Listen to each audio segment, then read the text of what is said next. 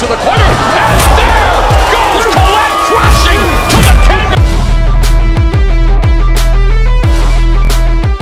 Alors, pendant que le monde se prépare à couronner le roi Charles en Angleterre, après la mort de la reine Elisabeth évidemment, les gens sont fâchés en Afrique précisément pour ce qui se passe en Angleterre. Avec le roi Charles, évidemment, on lui donnera une couronne. Vous savez comment ça se passe. Pour être roi, il faut avoir une couronne.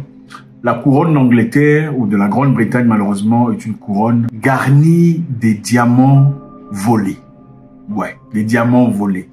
Des diamants pris par l'esclavage, pris par la domination, l'impérialisme international. Des diamants qu'on a volés en Afrique et d'autres pièces de diamants qu'on a volées en Inde pour garnir cette grande couronne. Donc, les Sud-Africains sont en colère. Ils veulent le retour de leurs diamants chez eux. On dit le plus gros diamant du monde découvert en Afrique du Sud en 1905 a été donné à la monarchie britannique 2 ans plus tard et en sa possession dépouille. Le diamant qui pèse 530 carats, 530 carats, a été découvert en Afrique du Sud en 1905 et présenté à la monarchie britannique 2 ans plus tard par le gouvernement colonial du pays. Alors sous la domination britannique. Donc un diamant de 530 carats découvert en Afrique du Sud en 1905, envoyé en Angleterre au nom de la monarchie, a été retiré des terres africaines depuis lors. Certains Sud-Africains demandent au Royaume-Uni de restituer ce gros diamant du monde, connu sous le nom d'étoile de l'Afrique, qui est serti dans le spectre royal que le roi Charles III tiendra lors de son couronnement ce samedi. Donc, le spectre est garni, serti d'un diamant sud-africain qui a été pris de 530 carats depuis l'autre. On dit que la monarchie britannique doit jouer son rôle pour rompre cette relation coloniale. Ça, c'est les gens en train de commenter. En reconnaissant le rôle qu'elle a joué. L'un des plus grands moyens de le reconnaître, c'est d'arrêter d'utiliser nos diamants sur leurs signes. C'est d'arrêter d'utiliser nos ressources lors de leurs cérémonies. Parce que nous ne faisons plus partie de l'Empire britannique. Donc, c'est un peu ça, les amis. Les Africains ou les Sud-Africains veulent leurs diamants. Vous venez chez les gens au nom de la conquête. C'était même pas la conquête, c'était d'abord pour prêcher l'évangile. À travers l'évangile, on a prêché la conquête. Bon, évidemment, on vient d'abord vous prêcher l'évangile, le christianisme. À travers le christianisme, finalement, on vient vous dominer.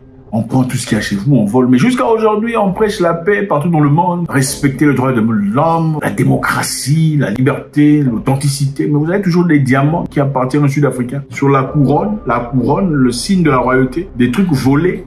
530 carats, on n'a pas honte. Les Sud-Africains veulent leurs diamants en retour. Ils veulent que l'on rende leurs diamants. We want the crown to be brought back to South Africa where it belongs. At least it will restore the dignity of the African child. At least it will restore the self-respect of the African child. To King Charles, I think it would be right for him to ascend his throne, ensuring that he's showing a sign of hope to us Africans, those who were previously colonized well, not by him directly, but by his predecessors.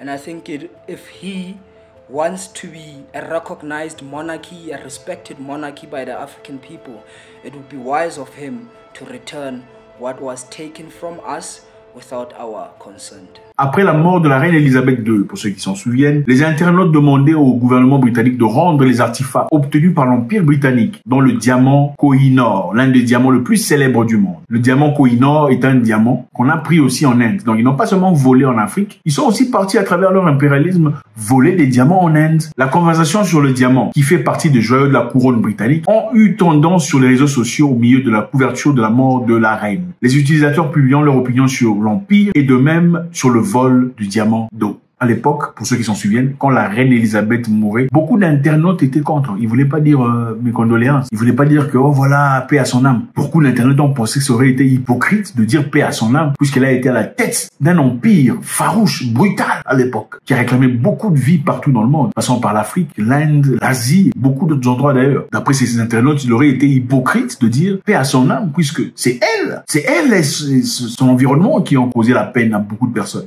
Une réplique de l'ensemble du diamant Koh-i-Noor, qui est à peu près de la taille du poing d'un homme, est exposée à Cape Town. Donc ce diamant est la taille du poing d'un homme. Imaginez-vous, un diamant comme ça. Un diamant comme ça, une réplique de ce diamant de cette taille est à Cape Town. Donc, vous venez chez nous, vous prenez l'original, vous emmenez ça chez vous. Nous, on est obligé de fabriquer un réplica, fabriquer un truc là comme ça, machin, pacotille, pour représenter les diamants que vous avez volés chez nous. Pourquoi les Sud-Africains n'ont pas le courage d'aller mettre la pression chez les Anglais pour demander leurs diamants? Ou pourquoi les Anglais n'ont pas bonne moralité de dire finalement, écoutez, nous sommes vraiment dans le regret d'avoir persécuté vos peuples. Voilà votre diamant. Vous voyez, hein, la démocratie dépend de qui l'applique. La dictature aussi d'ailleurs. Donc si nous sommes conscients que notre comportement antérieur était vraiment vulgaire, et on dit nous sommes vraiment désolés pour tout ça, pourquoi vous ne rendez pas tout ce que vous avez pris? Pourquoi on ne rend pas tout ce qu'on a volé, les diamants, tout ça on ne rend pas? Mais on dit on est désolé. Oh, mais attendez. Pourtant, chez les Juifs, vous connaissez les Juifs, eux, quand on a fait des bêtises, tout ça là-bas, l'Allemagne a payé, hein, pendant très longtemps. L'Allemagne a payé dommages et intérêts par rapport à ça. Mais chez les Sud-Africains et les autres d'ailleurs, c'est juste bon, désolé, passons à autre chose, il faut oublier. Mais là-bas, eux, ils s'en souviennent. Chaque année, ils ont une journée où il faut se souvenir de ce qui s'était passé sur eux. Ils disent, il faut jamais oublier. On doit continuer. Il faut pour ne plus jamais que ça se répète. Mais vous, osez de parler de l'esclavage, osez parler de la colonisation. Qu'est-ce qu'on vous demande de faire? Non, il faut oublier ça. La colonisation est finie depuis très longtemps. L'esclavage est passé depuis très longtemps. Écoutez, pourquoi vous êtes toujours coincés dans ces histoires?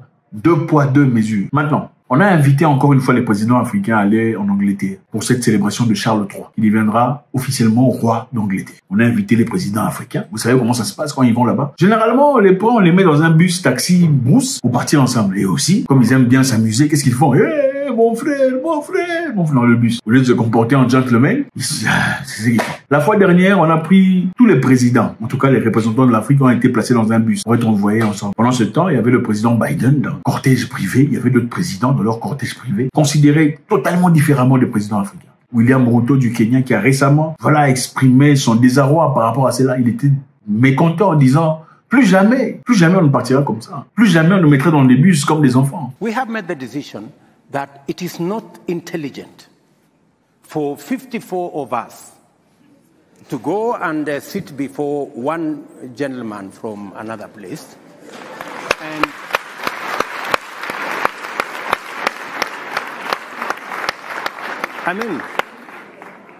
And sometimes we are mistreated. Yeah. You know, we are loaded into buses like school kids. You know, and it's not right. Well, you are summoned. You know, it's not right.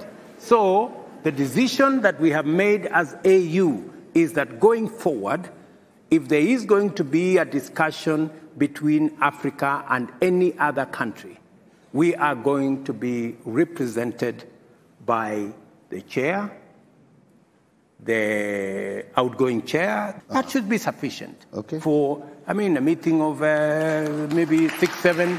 Yeah. That should be able to represent Africa. And that is the position I am taking as the president of Kenya. Maintenant, la question la question est évidente. Comment vont-ils se comporter cette fois-ci? Vont-ils encore aller comme des écoliers dans un bus pour l'instauration du nouveau roi d'Angleterre? On attend évidemment qu'ils rendent les diamants qui ne leur appartiennent pas. C'est ça, le monde dans lequel on vit. Je pense qu'il est très important de le signifier. Autant les gens peuvent venir avec leur bonne moralité. Il faut arrêter de faire ça. Il faut arrêter de persécuter les gens. Il faut une démocratie. Il faut laisser les papas. Il faut tout ça. Mais bon, les diamants là, on n'en aura pas. En Allemagne, il y a des Africains qui sont là-bas. Des Africains d'il y a très longtemps. Vous avez compris. Des Africains sont encore là-bas. On n'a jamais rendu ça en Afrique. Pour qu'on leur donne une paix éternelle digne de ce nom. Des Africains sont encore là-bas. La monarchie d'Angleterre ou de la Grande-Bretagne, avec une couronne garnie des diamants volés. 530 carats sud-africains. Et l'autre gros diamant Koh-i-Noor venant des Indes. Vont-ils le rendre pour finalement démontrer combien ils sont justes et corrects? Vont-ils le rendre à leurs propriétaires?